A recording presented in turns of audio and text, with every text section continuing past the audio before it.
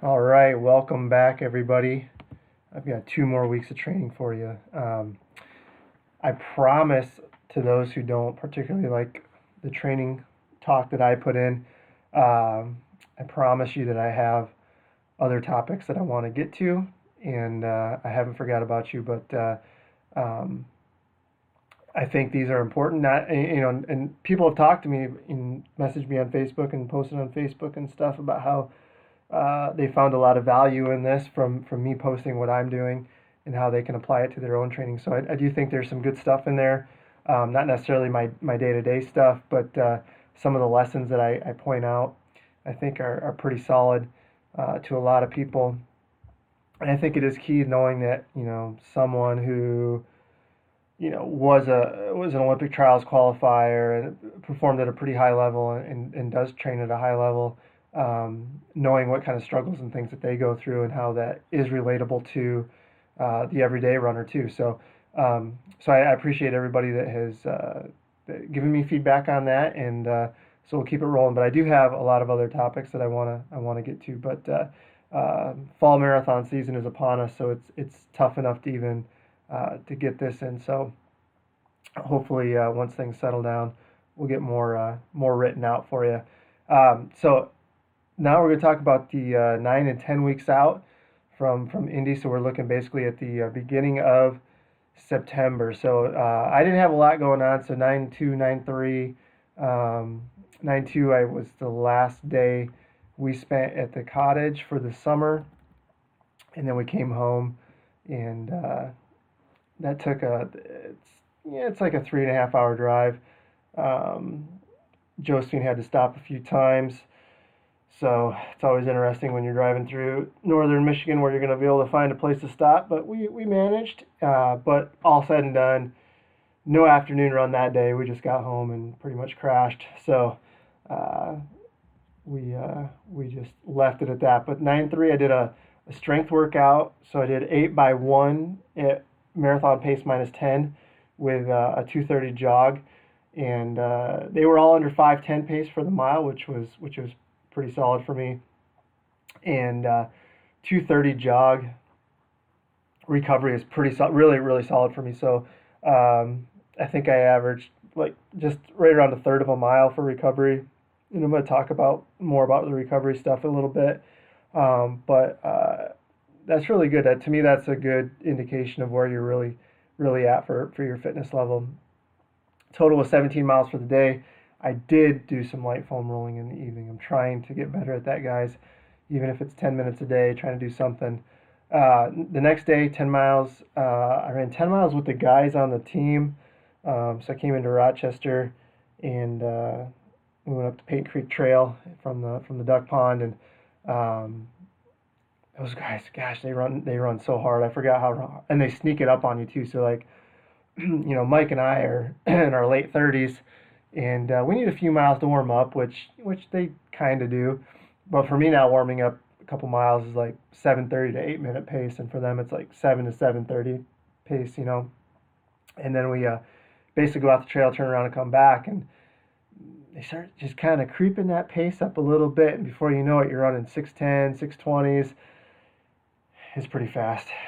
I'm glad. I don't think I could do it every day anymore, but it was a good run to meet a lot of those guys and see the new faces on the team. But then I had a bunch of appointments during the day. I had a Rolfing massage with Dawn. If you don't know what Rolfing is, like basically the lady I see, Dawn, who I've seen for years now, um, it's she's really trying to work on the fascia and stuff, and she really works more on trying to fix imbalances and things like that. And so she always ends up doing a lot of work on my back and my IT bands and my calves. Those are always the biggest for me. And then I carry a lot of stress in my shoulders, which most people do. And she spends a lot. I mean, she could go a couple more hours if she if she wanted to, and barely hit everything that she needed. But it's not comfortable. It's tough. It beats you up pretty good. It's hard to do it the days you do a workout, but I did it, and she finds incredible joy in seeing me squirm on the table. But and then it was curriculum night at the school. So again, no afternoon run. It was just first week of school. It was just chaos. And then my wife and I have been selected to the fun run committee, which we were on last year, but that was kind of a debacle too. I don't think they really thought we knew what we were doing. But then we raised $10,000 for a new rock wall, so now I guess we're probably gonna be on that committee until Josephine leaves that elementary school. But they threw us into it, and they did it in May last year. Now they're doing it in 2 weeks now. So they want the same stuff that we had last year, but with 2 weeks planning time. So we'll see how it works out. Anyway, so that was it for the 9.4. 9.5, nothing crazy. 12.4, I did do my strides, a little bit of strength. Like I said, just a little bit every day gets a long way. So it was cooler. It started getting cooler. Now it's actually back humid again, but it was really, really nice for about a week and a half there. But nothing crazy. 12.4. Next day, 9.6. So I'm going workout, easy day, easy day. 9.6, I did marathon pace. I did 5 times 2 miles at marathon pace. Really just kind of filling it out with pace. I really feel like 5:15 to 5:20 is where I'm going to be. And it all kind of just settled in at 5:15 pace. Recovery jogs again were really solid. I'm really happy with that. And I'm definitely recognizing that the recovery is making a big difference in these and really knowing kind of more where you're at. And I'll explain that later. But that ended up being 19 for the morning. 9.7, it did 13 and change, and then 14, and then 4 in the afternoon. PM run was really slow. It was like 7:30 pace. It was really like 30 seconds slower a mile than I usually do. 9.8 another day. 14 and 4. I'll admit I was kind of making up some mileage there from earlier in the week, but we got it in. 108 miles for the week, so it was like my second or third week at 108 miles, which is, I mean, that's where I feel pretty comfortable with, guys. I mean, I could probably go up to 120, and I still might. I have, at this time I'm recording this, I have just under 8 weeks, so I might get up there for a couple weeks, but I feel like I can do everything in my life and run 110 miles a week, and I can feel pretty okay with that. But I could have got a couple more afternoon runs in, but there's always going to be something in life, right? There's always going to be something. Josephine has stuff in the evening, and sometimes you get it in, sometimes you just run out of time. And like 10 years ago, I would have worried and stressed and all about that, but now it's like it comes and goes. So there'll always be another day. You just get more resourceful at trying to make it up where you can. I'm not going to add 6 miles to a morning run, but you can add 2 miles to a morning run. I have the time, and even if I go up to a 14-mile easy run, that's not unheard of for me anyway, because I'm used to doing 14-mile runs. So if lately I've only been doing 10 to 12, but if I go up to 14 once or twice, not a big deal. But it'd make a big difference if I was doing 14s and I'm like, oh, I need to make up mileage. I'll run 20 today. No, I'm not going to do that. But you make up a mile here, a mile there, you end up not being too far off of what you were going to be anyway. So I was pretty happy with that. Got it in. Survived the first week of school. All was good. So then we come into last week, the 9th, and I was really feeling the last several days. So I think part of it was kind of making up that mileage a little bit. Now that I just said that, I actually was going to do a 3x3 pace. That's kind of what I had penciled in on my calendar. I was going to drive. I drove out to Stony, and I'm just thinking, man, I'm tired. I'm really kind of banged up as far as just feeling worn down. And there's a difference, and I've been doing it long enough. I know the difference between human fatigue and starting to get to a point where you might not bounce back from that. So I got out there and I said, okay, I'm just going to run 18. I can do 3 loops around the park, and I can just get after it a little bit on the long run if I want. If not, we'll just get, a couple hours of running in. And I ended up running 18 miles in like 6:16 per mile pace. The first loop was a little slower, and then I just gradually picked it up. Ended up being a great day, right? So I got just about 2 hours of running in. I think it was like an hour 50 something of running in. So it was definitely a long run effort. But it's something that I know I can recover well from. And then it basically, it allows me to lessen the hole that I've dug myself. So I've got that hole already dug, but this workout didn't really make it any worse. And then it gives me 2 easy days to get back up to baseline or even a little bit off baseline. So, I'm already kind of in. I was currently pretty fatigued. I'm still fatigued, but it's now at a place where I can manage it and I can bounce back for across the week. So the next day, 11 and 4, pretty easy, but like 7 minute pace. So I didn't hammer the easy runs. I just allowed myself to recover, but I'm still getting the time in, right? I'm still getting those easy run benefits. Then I did 6 by 12 seconds strides in the second run, and then 9-11, did 12 and 4. Nothing really to write home about. I felt tired, but I'm not overwhelmed. So next day I had 9 by 12, or 9-12. September 12th, I had 10 by 3 minutes hard, and a lot of you read my blog or my intro into Strava. So I'll just make sure that picture is posted. You can go and see that in the blog. I thought it was pretty funny. So, but basically, I was going to go to the track, realizing that school's back in session. I don't necessarily like going out to the track when the school's in. So I just ran out to my standard East Lady, West Lady loop and did 10 times 3 minute pace, or 10 times 3 minutes hard. It was under 5 minute pace. And so I accumulated 30 minutes of work under 5 minute pace. So that was good. At this time though, it's warm and humid again. So it's kind of, doing an actual repeat workout might not have even given me anything I didn't know anyway. But I got about 15.5 miles in for the morning. That was it for the day.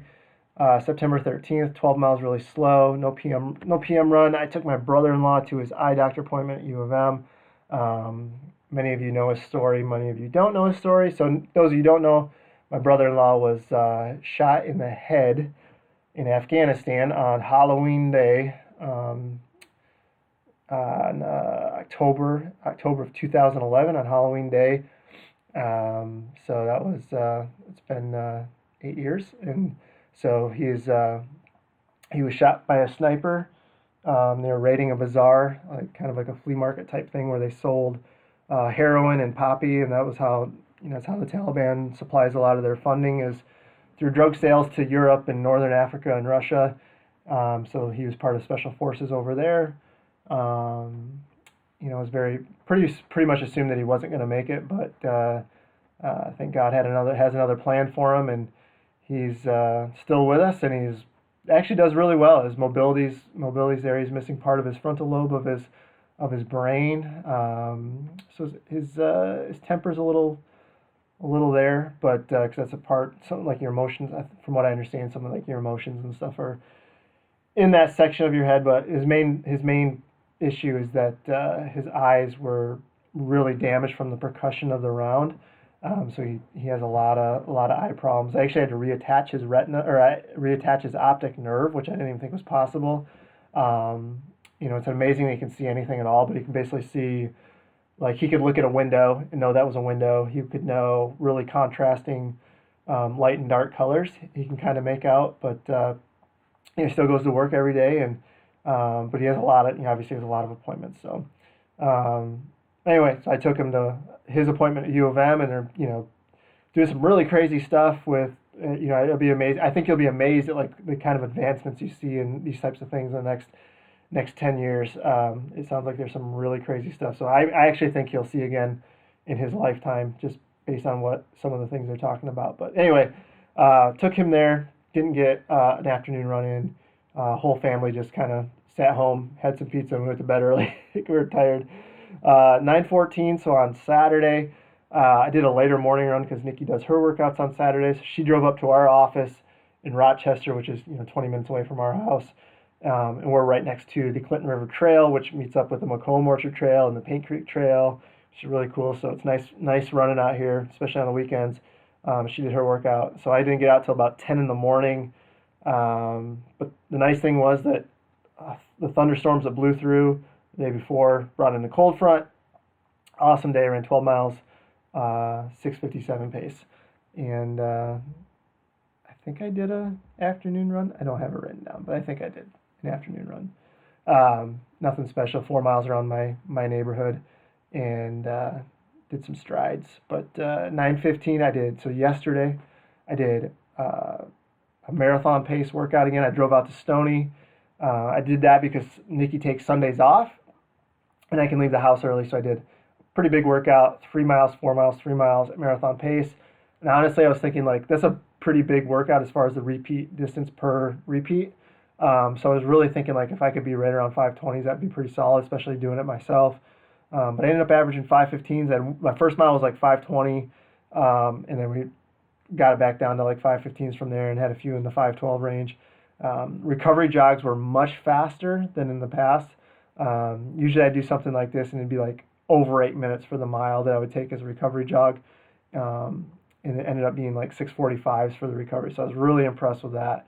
And the cool down was quicker too. So I was actually like, like 7:15 to 7:20 pace on the cool down, which is usually, again, I'm like 8 minute pace for those. So I definitely think I'm getting more fit, and I'm definitely kind of seeing more where I'm at as far as overall fitness. But 17 in the morning for that, 110 miles for the week, which was, I thought I'd run more when I was training for Toledo, but I was looking through yesterday, and I think I was only like 105 at the highest for Toledo. So I put a number of weeks above that right now, so I'm actually feeling really good about that. And it wasn't my best week for strength training, but I did get some work in, did get some mobility work in, and I'm still way better at getting the detail stuff in than I have been in a long time. So now for the fun part, I know that you guys are hanging on the edge of your seats for. So I thought it was pretty cool. I came up with my 2 week takeaways, since I'm writing these basically 2 week blocks. So I have two week takeaways. One, recovery time is a simple variable that can be altered a number of ways. We can refer to it as a single run, time between workouts, time between segments, and time between repeats. And the latter is what I want to focus on. A simple rule is that the harder the repeat or the faster the pace, the more recovery time. So a 400-meter repeat may be a 400-meter jog, but it might take 100 to 150% of the time. So example, you may run a 400-meter repeat in 2 minutes, but your recovery jog might be 3 minutes. So even though you ran another 400-meter jog. So it's not necessarily the distance that we're looking at for recovery, but rather the amount of recovery time. So 5K rep allows you to 100% of recovery time, then a marathon rep should be significantly less. Take, for example, my 8x1 workout that I did in this segment. I ran hard for roughly 5 minutes and I recovered for 50% of that time. And then this past Sunday I did 3-4-3, which took under 7 minute jogs, roughly 30 to 40% recovery time.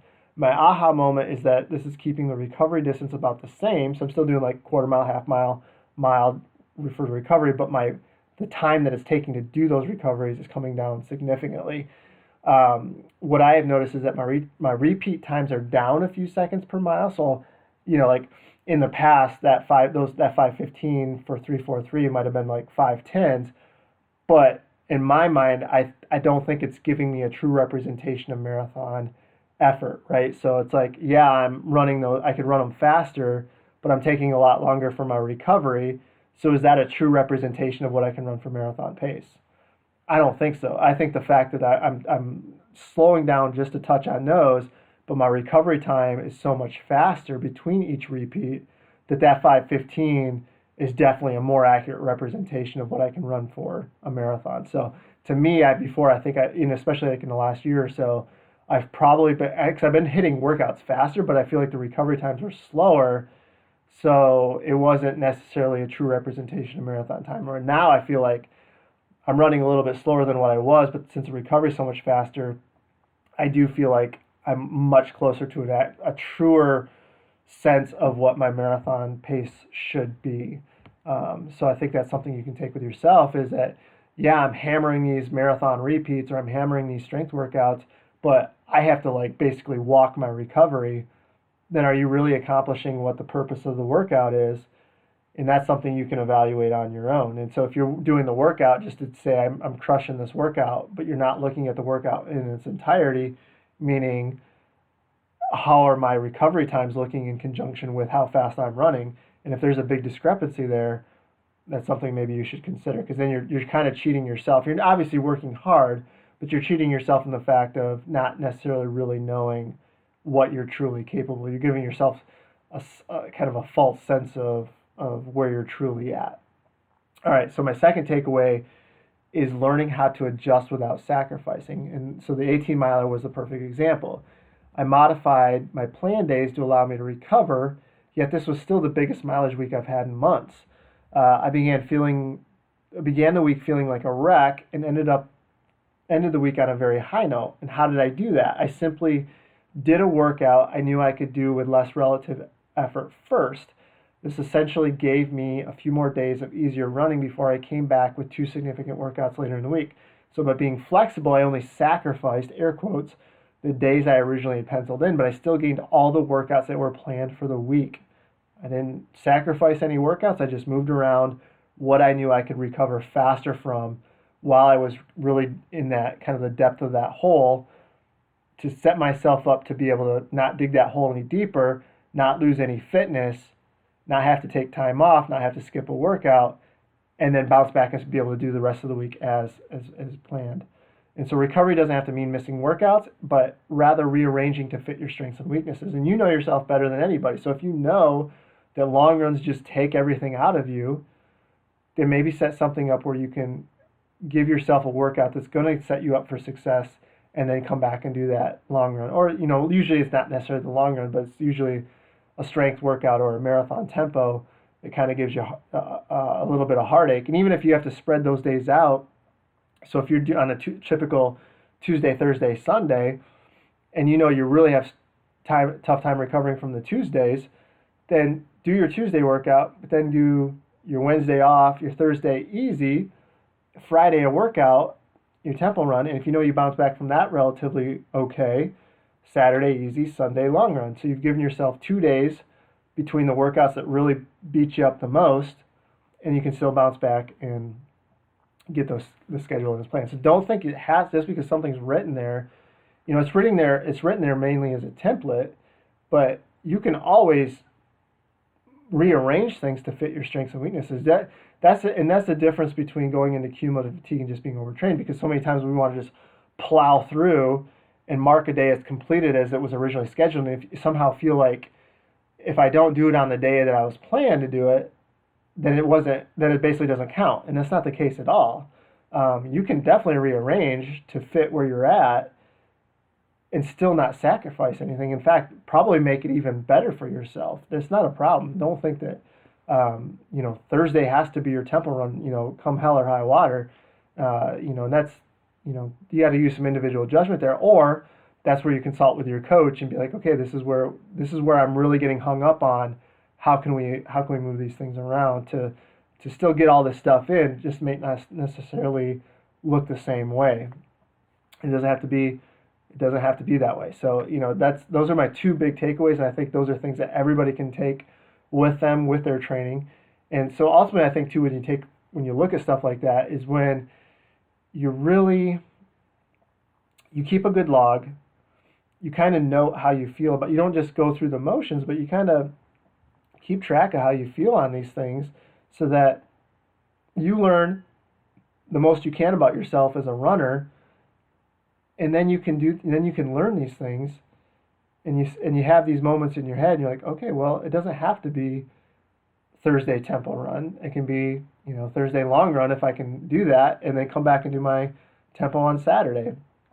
So I think that's key, is just learning, because I think we're so data driven that we just look at numbers and we go by all these numbers, but we don't ever take the internal feedback, and we don't ever really kind of observe ourselves and what we really respond to and what we don't respond to, and how much we need for recovery, how much we don't need for recovery, all those things. So I think all those things are important. So again, if you train by heart rate, you train by stride, or you train by pace, those things are great, but it's only a piece of the puzzle, and you have to kind of take that internal feedback with you, and knowing the whole picture there, not just the data part of the picture. So I think that's key. I really do. And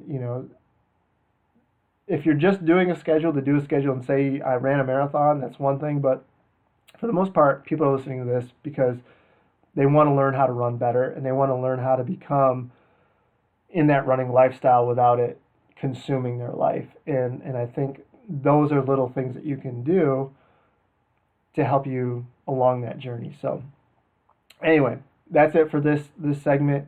I appreciate you guys listening, and we'll talk to you later. All right, have a good week. We'll see you later. Bye-bye.